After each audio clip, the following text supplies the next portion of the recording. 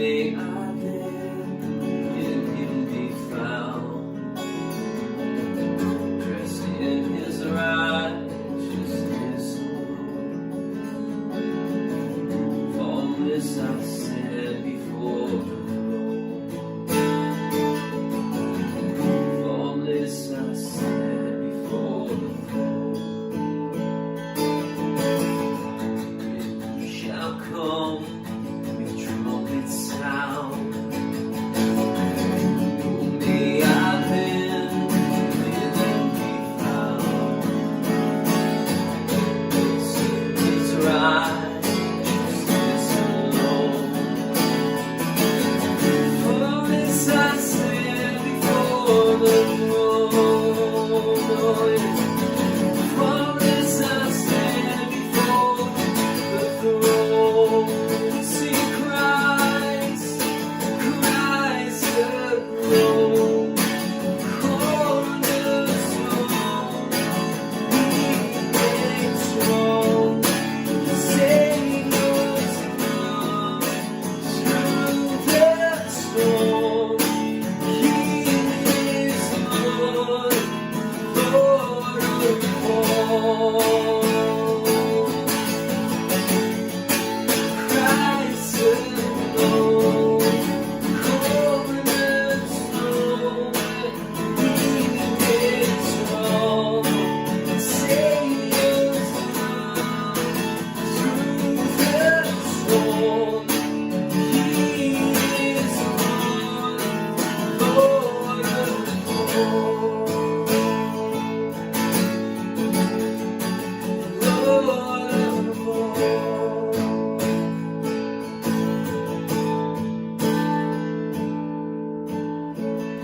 My hope is built on nothing less than Jesus' blood and righteousness.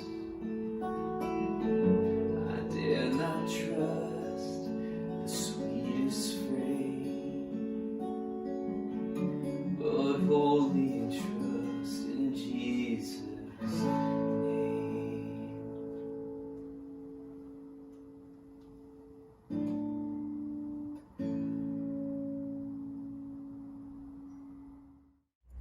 I get to share today from the One Year Bible. As you know, these words of encouragement come every day from the One Year Bible. We encourage you to read along, and you can read some from the Old and the New. And if you've been reading the Old Testament, David's going through some tough times. His own son dethrones him, and he goes through a lot of betrayal. And maybe some of you would relate to David through betrayal. And that's why sometimes we like the book of Psalms, because David wrote many of these Psalms when he was in trouble and he had difficulties, and that the whole story in the Old Testament is that story of betrayal. It's kind of a sad story, but that's not where I want to take my thoughts today. I want to take my thoughts from another betrayal that happened in the same reading. It's actually found in John chapter 18. It starts at verse 4, and it starts with this: Jesus fully realized all that was going to happen to him.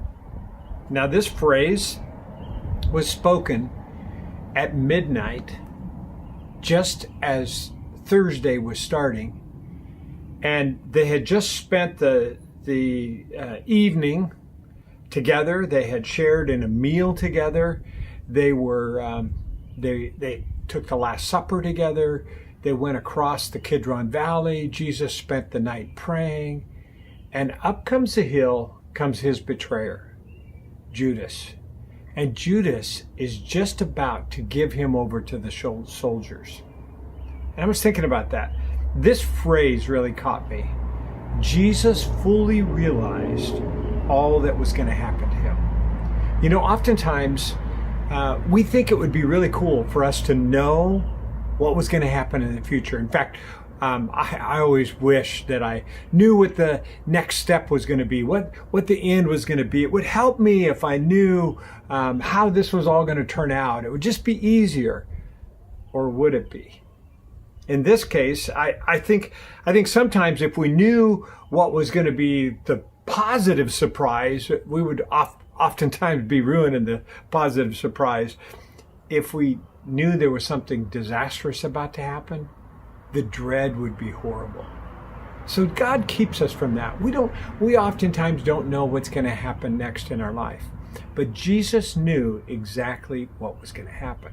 And it's a reminder to me that no matter what's happening in this world, God knows what's next.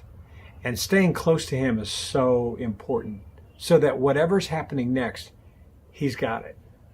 Now I read on in here. So he stepped forward to meet them. Now who's he meeting? The soldiers with Judas. And he says, who are you looking for? They said, Jesus the Nazarene. And then he said, I am he. And the key words here, he kind of used a word that describes God. God described himself as I am. And this was almost a shocking moment for people. Judas, who betrayed him, was standing there with him. And as Jesus said, I am he, they all drew back and they fell to the ground. Once more he asked them, who are you looking for? They replied, Jesus the Nazarene. I told you, I am he, Jesus said.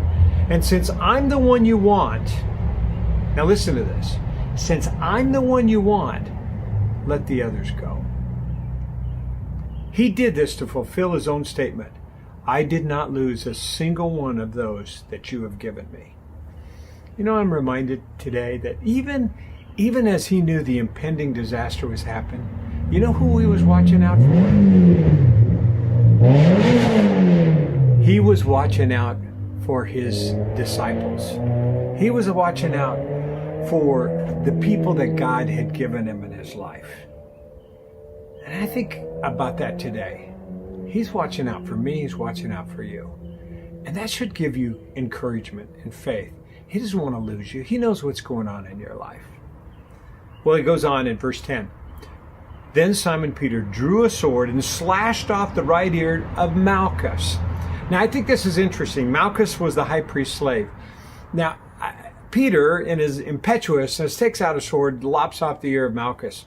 And John reports this that took place. But we know the name of this guy. And here's why we know the name of this guy. Because we know from another translation that Malchus had his ear healed by the touch of Jesus. And when we understand that his name makes it into the Bible, we also know this, that one day in the future, Malchus is going to convert and become a part of that church because of what happened that very day. Then Jesus said to Peter, put your sword back in the sheath. Shall I not drink from the cup of suffering the Father has given me? In other words, he's saying, I have to do this, Peter. Now, not only did he know what was going to happen next, he chose it. And I've thought about that today. A lot of times we complain about the suffering we have in the midst of this coronavirus, and some of you are suffering in your businesses, in your jobs, in your personal lives, and in all kinds of different ways we suffer. But he chose suffering. We haven't chosen suffering. He chose suffering. And when we have it really bad, I'm reminded to remember what he did for me. I hope those are helpful thoughts for you. Remember today, he knows the future. He has you in mind. He wants to save you. He wants to take care of you. And I want you to remember today that no matter what you go through, he's been through so much more, and he understands what you're going through. Well, I have a list like I usually do, and I'm going to just read it from my list. Here's some things that I can't control that I need to give to God. This is oftentimes the things that come every day, and I just have to continue to give to God. I heard today about the Boeing layoffs, and I haven't heard yet who's going to be laid off and who's not. And I'm sure today some of my friends, some of our people will lose their job in the next few months. I can't control that. It seems impossible. It seems hard. I wish I could control it, but I can't. I have to give that to God. I can't control how quickly the Snohomish County will be allowed to open up. I can't control who's allowed to work and who's not allowed to work, which businesses are allowed to remain and thrive, and which businesses are essentially killed. I can't control the traffic that seems to be coming back in a huge way. But here's some things I can't control. You know what I can control? I control my attitude.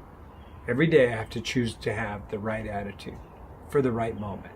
I can control my outlook. I can be optimistic.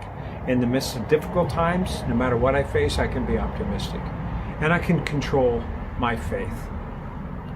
I believe that He has my back. I believe that He knows the future.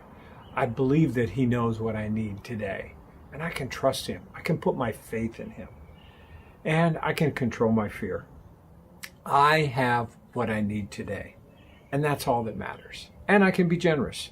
I've been learning these days, in the midst of all this, to be more generous than I've ever been in my life. And it's really fun. And in order to be generous, you have to set aside your fear a little bit and activate your faith. Well, I also learned that I can control how I can make a difference. By just being available to God, listening to Him, I know He's going to put someone in my life that I can make a difference for. So here's some things I can thank God for. Man, I'm thankful for the drive-in service.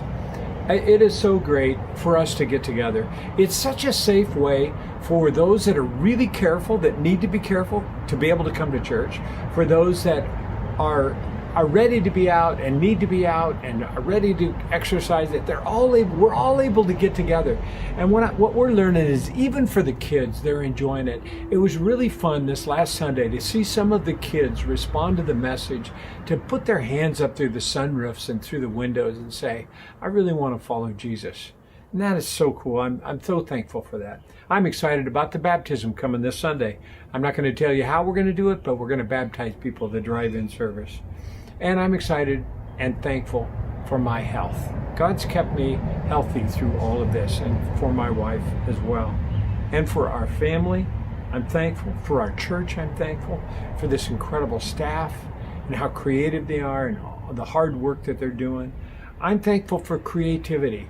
We'll never run out of creativity. I can't wait to see what next we can do creatively for God. And I'm reminded today that all things work together for good to those that love God. I want you to know today, I love God. I hope that you love God. If you don't love God, start loving Him today.